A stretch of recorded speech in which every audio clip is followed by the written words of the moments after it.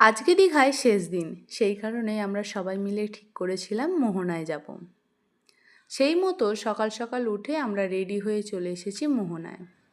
মোহনায় যখন এসেছি তখন 7:30 বাজে। আর এসেই প্রথমেই সবাই বসে পড়েছে চা খেতে।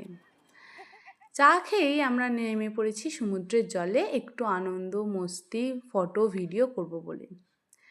ফটো ভিডিও করার সময় দেখি একটু দূরে সমুদ্র থেকে জেলেরা এসেছে মাছ নিয়ে।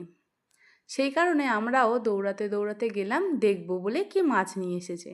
কিন্তু আমরা যতক্ষণে গিয়ে পৌঁছেছি ততক্ষণে দেখি সব জেলেরা তাদের মাছ নিয়ে চলে গেছে। আর যেটুকুও পড়েছিল সেগুলোও সবাই মিলে কুড়িয়ে নিচ্ছিল। তার মধ্যে আমাদের নজরে পড়ে এই মরা জেলিফিশটা আর কিছু ছোট ছোট কাঁকড়া। এইসব দেখতেই অনেক বেলা হয়ে গেছিল, সেই কারণে আমরা সবাই মিলে হোটেলে ফিরে এসেছি। হোটেলে ফিরেই প্রথমেই চলে গেছি খাওয়া দাওয়া করতে, আর আজকে আমাদের সবার ফেভারিট আলুর পরোটা ছিল। খাওয়া দাওয়া করেই চলে গেছি দীঘায় স্নান করব বলে।